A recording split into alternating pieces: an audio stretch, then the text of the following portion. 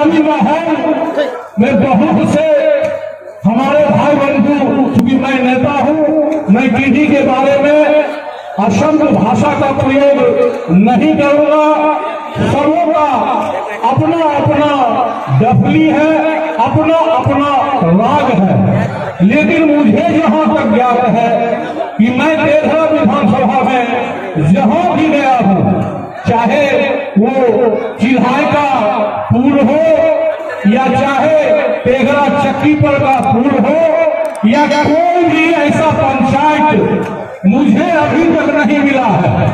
मैं ललन कुमार जी को दल से बांध दिया जरूर हूँ, मैं ललन कुमार जी को दल से बांध दिया जरूर हूँ।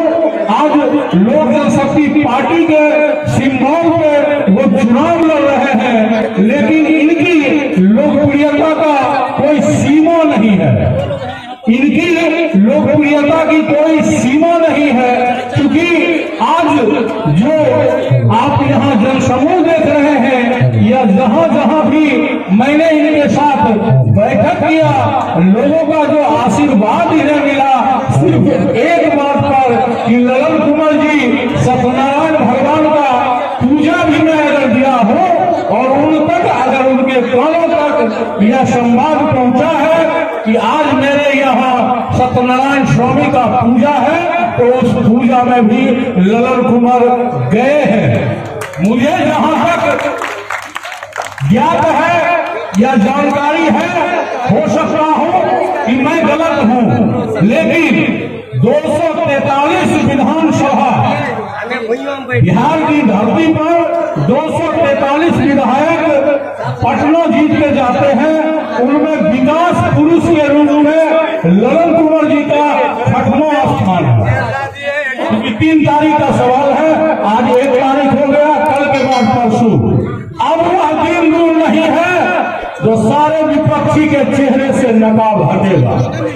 अब वह दिन दूर नहीं है जब सारे विपक्षी के चेहरे से नकाब हटेगा और चिराग पासवान और ललन कुमार के कारण हम सबके घर में आज से नहीं कल से नमकीन पुलाव पकेगा। बहुत बहुत धन्यवाद। सबसे बड़ा गार्जियन जो मामू है, सभी आदमी के मामू है, जो सुरक्षा के मामू है, उनको मैं चरण छू के प्रणाम करती हूँ। औरों के बीच में विधायक थे, क्या आप लोग को कभी भेंट किए हैं? पहले हाथ उठाइए। कभी आप लोग के बीच नहीं आए हैं। और ललन बाबू 5 साल पहले भी विधायक थे और इनको जगह जगह पर भी काम किए हैं, रोड बनवाए हैं, नाला बनवाए हैं, लाइट करवाए हैं। ये आपने देखना विधानसभा में एक उम्मीद की किरण जागी है, क्योंकि देखना विधानसभा के जितने भी जनता दल हैं वो सब हमारे विधायक जी से अपने उम्मीद की किरण खो चुके थे। हर जनता से एक ही सवाल में है कि तेघड़ा विधानसभा की जनता को वृद्धा पेंशन नहीं मिलता है, राशन कार्ड नहीं मिलता है, तो मैं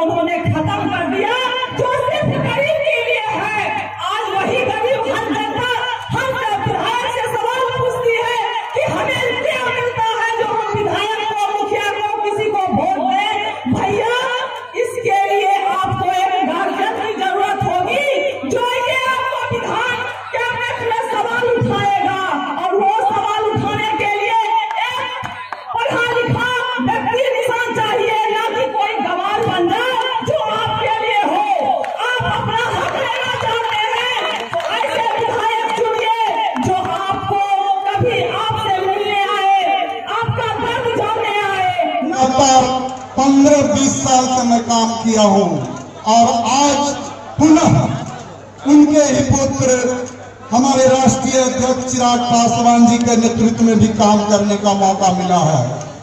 पूरा देश जानता है कि माननीय रामविलास पासवान विकास पुत्र के नाम से जाने जाते हैं और हम नीतीश कुमार जी को भी बहुत नजदीकी से जानते हैं।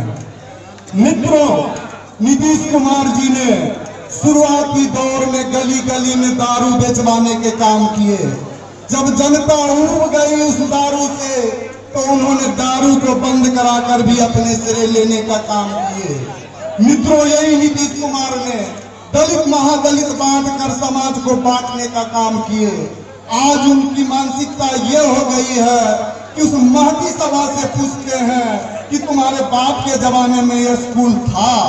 मैं पूछना चाहता हूं माननीय नीतीश कुमार जी, हमारे इस राज्य के मुखिया हैं, उस जमाने में वो इंजीनियर बने थे तो क्या उस जमाने में स्कूल था कि नहीं? स्कूल उस जमाने में भी था, स्कूल आज के जमाने में भी है। आज के जो राज्य सरकार के जो विद्यालय है वहाँ जो हमारे बच्चे खासकर जो मैंने गरीब गुरबा के बच्चे पढ़ते हैं वो सिर्फ डिग्री के नाम पर जाने जाते हैं, ना कि आप उच्च शिक्षा दे रहे हैं। आपने डिग्री लाओ और नौकरी पाओ के नाम पर ऐसे शिक्षक को आपने बहाल किए जो सिर्फ जो है कभी दस्तखत भी करते। मैं उन शिक्षक महोदय का अपमान नहीं कर रहा हूँ, मैं आपकी व्यवस्था पर मैंने चोट कर रहा हूँ। इसलिए साथियों, आपने 15 साल तक नीतीश कुमार को देखा है और जो महागठबंधन के लोग हैं उनके सरकार को भी देखे हैं। आप विकास पुत्र के नाम से जाने वाले इस देश और दुनिया में जाने जाते थे माननीय रामविलास पासवान, चाहे जिस विभाग में भारत सरकार के कैबिनेट मंत्री थे उस विभाग को भारत सरकार के पैमाने पर खड़ा करने का काम किए थे। हाजीपुर एक हीरे के नाम से जाना जाता था और हाजीपुर संसदीय क्षेत्र रामविलास पासवान के नाम से पूरी दुनिया में जाना जाता है। इसलिए आप ऐसे नेतृत्व में आप इस चिलचिलाती धूप में खड़ा है, उन्हीं के पुत्र माननीय चिराग पासवान जी के सुनने के लिए आए हैं। स्थानीय विधायक हमारे साथी यहाँ के एक बार विधायक रह चुके हैं, हमारे ललन भाई, जो कि विधायक थे तब भी जनता के बीच जाते थे और विधायक नहीं थे तब भी जनता के बीच जाते थे। मैं इन्हें हर गली चौराहे पर कहीं न कहीं उनसे मुलाकात हो जाती थी।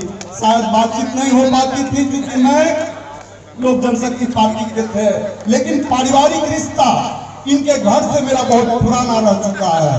मित्रों, मैं तेरह की जनता से पुनः निवेदन करना चाहता हूँ कि आप दोनों उम्मीदवार को जान रहे हैं। अभी हमारे बहुत साथियों ने स्थानीय विधायक हमारे बड़े भाई वीरेंद्र भाई का भी चर्चा की। उनकी चर्चा में उनकी फोटो देखिएगा तो लगेगा सोए हुए। और एक साथी जो महागठबंधन के साथी हैं उनकी भी बहुत ज्यादा एज हो गई है, इसलिए युवा साथी आप इसकी उम्मीदवार में हमारे ललन भाई हैं। तेघड़ा की जनता मालिक है और तेघड़ा की जनता निवेदन करना चाहता हूं पुनः कि आप इसका तेघड़ा की विकास चाहते हैं तो भाई ललन कुमार जी का एक बार और मौका दें, उस बार तो आप विधायक रूप में देखें। अभी तक विभिन्न प्रकार की रोजगार की योजनाएं आएगी, रोजगार के संसाधन मौजूद होंगे। हमारे बिहार के मजबूत युवा साथी जो हैं काफी हष्ट-पुष्ट रहते हैं, खेल के मैदान में एक से एक कीर्तिमान स्थापित कर सकते हैं। लेकिन दुर्भाग्य है हमारे राज्य से छोटा प्रदेश का भी अंतर्राष्ट्रीय स्टेडियम है, लेकिन हमारे प्रदेश में एक भी ऐसा अंतर्राष्ट्रीय स्टेडियम नहीं है। मित्रों, मंच संचालन कर रहे बड़े भाई अरुण श्रीवास्तव जी, मंचासीन लोक जनशक्ति पार्टी के वरिष्ठ कार्यकर्ता और हमारे लोकप्रिय ऐतिहासिक विधायक ललन कुमार जी और तमाम दलों से आए हुए कार्यकर्ता गणों का मैं इस मंच से स्वागत करता हूं कि आपके बीच प्रत्याशी बहुत से हैं, लेकिन बार बार आपने 3 लोगों का नाम सुनते होंगे। जिसमें से मैं जानता हूं कि आपके सामने दो प्रत्याशी हैं, एक वर्तमान विधायक और एक भूतपूर्व विधायक। एक प्रत्याशी जो है जिन्हें माननीय ललन कुमार ने 2010 से ही यहां से खात्मा कर दिया और आज वह जंगल राज में चले गए, क्योंकि बेगूसराय जिला में महागठबंधन ने 4 सीट वाम दलों को दिया है जंगल राज स्थापित करने के लिए। हमारे ऐतिहासिक विधायक ललन कुमार जो आजादी के बाद आज तक लाल झंडा बरौनी देखरा से खत्म नहीं हुआ, उसे उन्होंने 2010 में ही खत्म कर दिया। वर्तमान विधायक और भूतपूर्व विधायक में आपको अंतर करना है, आपको चुनना है कि आपके सुख दुख में कौन आता है। आपको यह जानना पड़ेगा कि आए थे, वोट लेकर चले गए गंगा के उस पार और पुनः आए हैं वोट लेने के लिए गंगा के इस पार।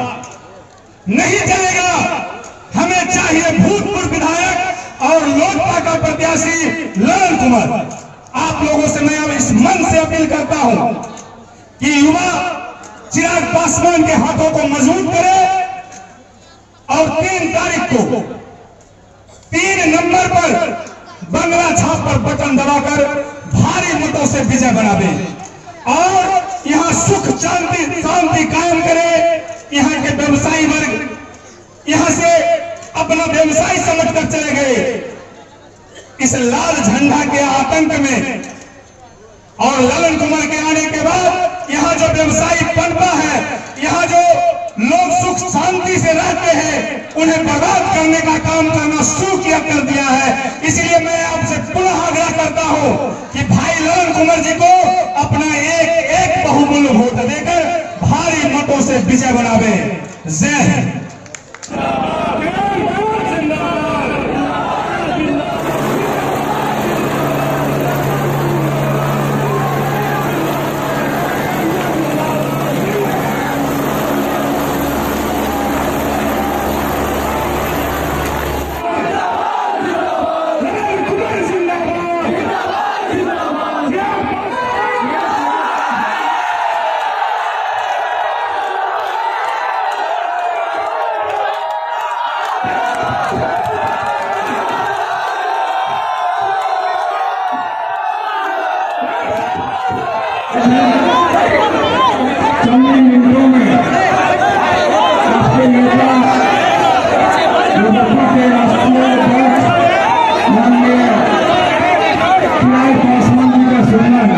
इसलिए मैं सभी भाई से विनती हाथ जोड़कर विनती करूंगा कि आप लोग शांति बनाए रखें।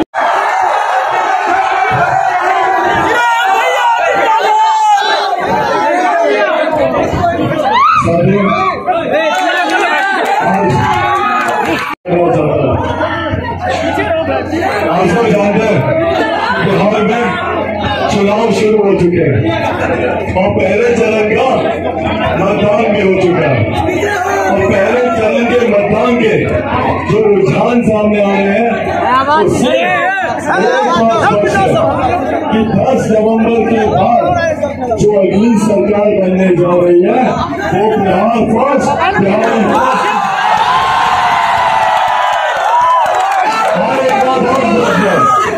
एक बात और स्पष्ट है कि मौजूदा मुख्यमंत्री नीतीश कुमार जी कभी दोबारा प्रदेश के मुख्यमंत्री नहीं बनेंगे।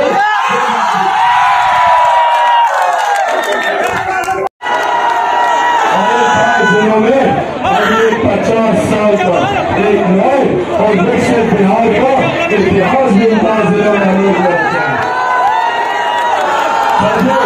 जवाबदेही तय कीजिए कि किसकी वजह से आजादी के 73 साल के बाद आज जो बिहार पहुंचा। भारत एक साथ आजाद हुआ तो क्या कारण है कहीं दिल्ली बम्बई जैसे चमचमाते शहर बने तो कहीं हमारा बिहार प्रदेश जो आजादी के 73 साल के बाद भी पिछड़ा प्रदेश कहलाता है। मैंने आज तक कभी नहीं सुना कि कोई दिल्ली का लड़का बिहार आता है शिक्षा के लिए। आप लोगों ने सुना क्या? कोई बम्बई का लड़का बिहार आया रोजगार के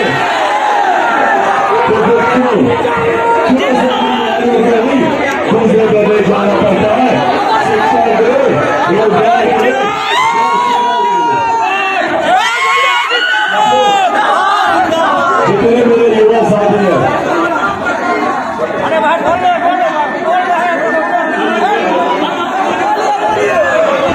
जितने मेरे युवा साथी हैं, आप लोग बताएं कितने साल में डिग्री मिलती है हम लोगों को? कितने साल में डिग्री मिलती है? 5 साल में।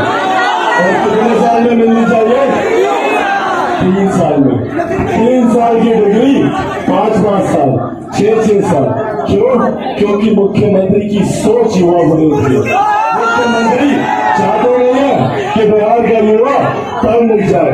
अगर पढ़ लिख गया तो सवाल पूछेगा मुख्यमंत्री से, जैसे आप चिराग पासवान मुख्यमंत्री से सवाल पूछते हैं। डिग्री आपने देना नहीं चाहते, क्योंकि अगर डिग्री दे दी तो कल को रोजगार मांगेगा। कहा से देंगे मुख्यमंत्री रोजगार? क्या बोले थे मुख्यमंत्री कि बिहार में कारखाना नहीं खुल सकता। क्यों नहीं खुल सकता कारखाना? क्योंकि लैंड लॉर्ड है, यहाँ पर समुद्र का किनारा नहीं है। भैया समुद्र का किनारा तो पंजाब में भी नहीं है, हरियाणा में भी नहीं है, राजस्थान में भी नहीं है, मध्य प्रदेश में भी नहीं है। पर अगर वहां पर बिहारी जाकर काम कर सकता है तो बिहार में कारखाना क्यों नहीं खुल सकता?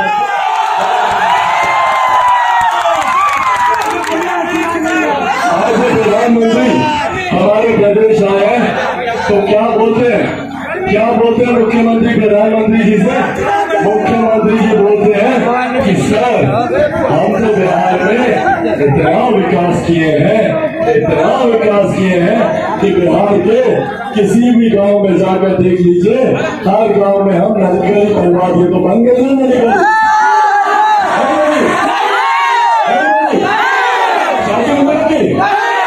और मुख्यमंत्री तो बोले मेरे प्रधानमंत्री से, मुख्यमंत्री झूठ बोले, मेरे प्रधानमंत्री से झूठ बोले। अच्छा चलिए, हर घर में नल का जल तो आ गया ना, नल का जल भी नहीं आया, क्यों झूठ बोले? प्रधानमंत्री से झूठ बोले। अच्छा चलिए, 7 दशे में कोई भ्रष्टाचार हुआ क्या? हुआ? 7 दशे में भ्रष्टाचार हुआ? किसने किया? नीतीश कुमार जी ने भ्रष्टाचार किया 7 दशा में। तो क्या करना चाहिए ऐसे भ्रष्टाचारी मुख्यमंत्री को?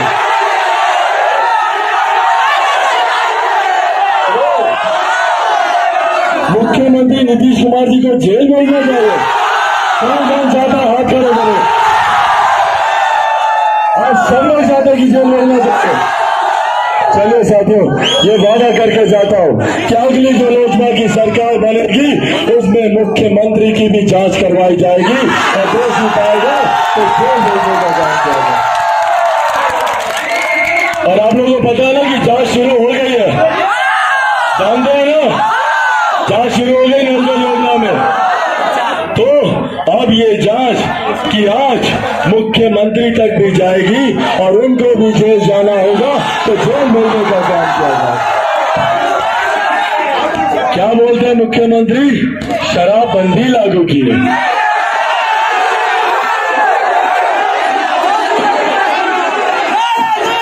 लागू शराब मिलती है कि नहीं मिलती है? शराब मिलती है कि नहीं? आराम से मिलती है कि नहीं? और जो रसूलदार लोग हैं उनके घर पर होम डिलीवरी तक होती है। तो भैया इन तस्करों को कौन संरक्षण देता है? तस्करी का पैसा किसकी जेब में जाता है? नीतीश कुमार जी की। तो जो मुख्यमंत्री भ्रष्टाचार को बढ़ावा देता हो, अपराधियों को संरक्षण देता हो, ऐसे मुख्यमंत्री को मुख्यमंत्री बने रहना चाहिए क्या? क्या करना है फिर? हटाना है? कैसे हटाएंगे? साथियों, बिहार फर्स्ट बिहारी फर्स्ट को लागू करवाता है। बिहार फर्स्ट बिहारी फर्स्ट शिक्षा की बात करता है, रोजगार की बात करता है। मैं चाहता हूं कि यहाँ पर आईटी जॉब्स खुले, आईटी सेक्टर आए, एक सिंगल विंडो क्लियरेंस हो ताकि निवेशक आकर यहाँ पर निवेश करके जाए। इस सोच के साथ बिहार फर्स्ट बिहारी फर्स्ट काम करता है। और मुख्यमंत्री सिर्फ जातिवादी बात करते हैं, दलित को महादलित, पिछड़ा को अति पिछड़ा बनाने की बात करते हैं। याद है ना किस तरीके से मुंगेर में मुख्यमंत्री ने दुर्गा भक्तों के ऊपर गोली तक चलवाने का काम किया। दुर्गा भक्त जवाब देंगे कि नहीं देंगे ऐसी मंशापुरी सरकार को? साथियों, मुख्यमंत्री की जिम्मेदारी होती है कि पूरे समाज को एक साथ लेकर चले, पर जो मुख्यमंत्री जातिवादी बात करता हो उसको मुख्यमंत्री बने रहने का कोई अधिकार नहीं है। बिहार में अगर कोई एक जाति है तो सिर्फ और सिर्फ गरीबी की जाति है, और इस गरीब जाति में हर जात पात धर्म मजहब के लोग हैं। जब तक हर गरीब व्यक्ति के हाथ को शिक्षा नहीं मिलेगी, जब तक हर गरीब व्यक्ति के हाथ को रोजगार नहीं मिलेगा, तब तक समुचित बिहार के विकास की कल्पना करना संभव नहीं है। और ये सोच बिहारी फोर्स लेकर आता है। साथियों, मैं 2 दिन पहले सीतामढ़ी गया था माता सीता के दर्शन करने। मैं अपनी माँ से बहुत प्यार करता हूँ और मैं अपनी माँ का बहुत सम्मान करता हूँ, और मैं मानता हूँ कि मातृत्व का सबसे खूबसूरत स्वरूप माता सीता, नारी स्वाभिमान का स्वरूप माता सीता है। और मैं ये भी मानता हूँ कि भगवान राम माता सीता बिना अधूरे हैं और माता सीता भगवान राम बिना अधूरे।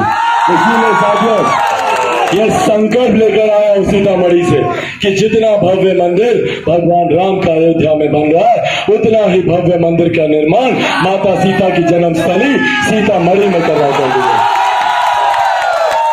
साथियों, मेरी आस्था का तो विषय है ही, पर साथ ही में सोचिए एक एक कर अनंत संभावनाएं हैं बिहार में पर्यटन को बढ़ावा देने की। भले वो लक्ष्मण में भगवान महावीर की जन्मस्थली हो, या वैशाली हो, या बोध नगरी बोध गया में हो, या गुरु गोविंद सिंह जी का स्थान पटना साहिब में हो, एक एक कर अगर ये तमाम धार्मिक पर्यटक स्थल या जितने और पर्यटक स्थल हैं, अगर उनको हम लोग विकसित करने में अगर हम लोग कामयाब रहे, तो न सिर्फ बिहार का राजस्व बढ़ेगा, ना सिर्फ यहाँ पर निवेश आएगा, ना सिर्फ यहाँ पर होटल, रिजॉर्ट, शैक्षिक संस्थान खुलेंगे, बल्कि हमारे युवाओं को यहीं पर ही रोजगार की व्यवस्था करवा कर दी जाएगी। इस सोच के साथ बिहारी फर्स्ट आगे बढ़ना चाहता है। साथियों, आज जब मैं यहाँ आप लोग के बीच मौजूद हूँ, पहली बार ऐसा है जब पापा साथ नहीं है। इससे पहले किसी भी कार्यक्रम में जाता था तो पापा का फोन आता था, पापा पूछते थे क्या रहा, कैसा रहा, तुमने क्या बोला, लोगों ने क्या कहा, सारी बातें पापा घंटों तक फोन पर मुझसे पूछते थे। पर अब उनका फोन नहीं आता। पर जाने से पहले पापा ये कहकर गए थे कि भले विकास की राह पर अकेले चलने में लाख अड़चने आए, लाख दिक्कतें आए, पर अपने आप को बिहार में कभी अकेला मत समझना। 12 करोड़ बिहार की जनता तुम्हारा परिवार है। और साथियों, इतनी ताकत तो पापा ही मुझे देकर गए हैं कि रणभूमि में अकेला डटा हूं। अकेले लोक जनशक्ति पार्टी के झंडे के नीचे, बिहारी फर्स्ट के झंडे के नीचे अकेला चिराग पासवान खड़ा है। बाकी जितने दल हैं सबको देख लीजिए, 4-4 झंडे, 5-5 झंडे, किसी में हिम्मत नहीं है बिहार में विकास और भ्रष्टाचार की बात करें तो अकेले करें। ये ताकत मुझे पापा देकर गए थे और उन्होंने हमेशा कहा था, शेर का बच्चा है, जंगल चीर कर निकलेगा और जंगल चीर कर, शेर का बच्चा हूं, जंगल चीर कर विकसित बिहार आप लोगों को बनाकर दूंगा, ये वादा आप लोगों से कर जाता हूं। पर उसके लिए बस मुझे अगले 5 दिन आप लोग के चाहिए। 5 दिन बिना जात पात धर्म मजहब में उलझे हुए। पहले हम सब बिहारी हैं और सिर्फ बिहारी बनकर अगले 5 दिन मेहनत करने की जरूरत है। 3 तारीख तक बिना कुछ और सोचे हुए बोलिए, बनेंगे चिराग पासवान, जाएंगे हरे घर, बताएंगे बिहारी फर्स्ट के बारे में, मुख्यमंत्री को हटाना है कि नहीं, सरकार बदलनी है कि नहीं, तो कैसे बदलेंगे भैया? बटन दबा के कितने नंबर पर? 3 नंबर। किस किस को पता 3 नंबर? हाथ उठा के दिखा। 3 नंबर दिखाए, सबको पता 3 नंबर। 3 तारीख को 3 नंबर। छाप कौन सा रहेगा? और उसके सामने नाम क्या रहेगा? मेरे भाई, मेरे साथी, मेरे सहयोगी ललन कुमार जी का नाम रहेगा। तो साथियों, आज मैं इस विश्वास के साथ मेरे साथी ललन जी को यहाँ पर छोड़कर जा रहा हूँ कि एक एक वोट जो आप लोग ललन जी को देंगे वो सीधा चिराग पासवान के पास आएगा और वो बिहारी फर्स्ट बनाएगा। तो जाएगा 3 तारीख को, देंगे मतदान 3 नंबर पर, हल्ला छापे ऊपर, बिहार फर्स्ट बिहारी फर्स्ट बनाना है। पक्का वादा? अकेले जाएंगे। मेरा एक एक युवा साथी कम से कम 50 आदमियों के साथ जाएगा। वादा ना? मुट्ठी बांधकर वादा कीजिए, मुट्ठी बांधकर एक एक आदमी 50 आदमियों के साथ,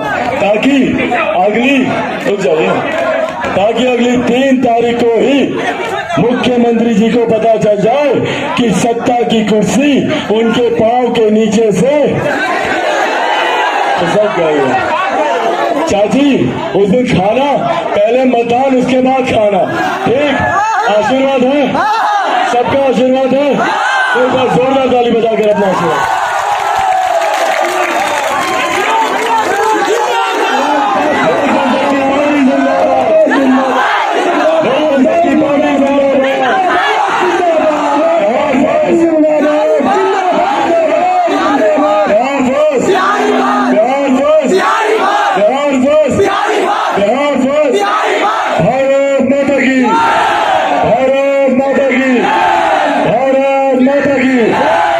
धन्यवाद साथियों, जय हिंद, जय बिहार। ये है कि आप इससे पूर्व मतलब विधायक रह चुके हैं, तो सर आप विधायक रहते हुए तेघरा विधानसभा के लिए कितना विकास का काम किया सर? वो तो आपको यहाँ की जनता बताएगी जी। 10 और 15 में तेघरा विधानसभा का क्या विकास हुआ, और वहाँ यहाँ की जनता ये भी बताएगी जो 15 और 20 में क्या विकास हुआ। दोनों में अंतर आप देखेंगे ना, तब लगेगा जो 10 और 15 में जो विकास हुआ, अभी तक उतना विकास आज के इस तेघरा विधानसभा में, पूर्व में देवरी विधानसभा में नहीं हुआ था।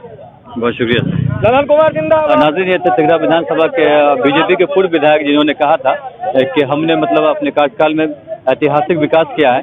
लगातार ये दावा चलते रहे, तो आने वाला वक्त बताएगा कि अब हम बताएंगे कि उन्होंने कितना विकास का काम किया है।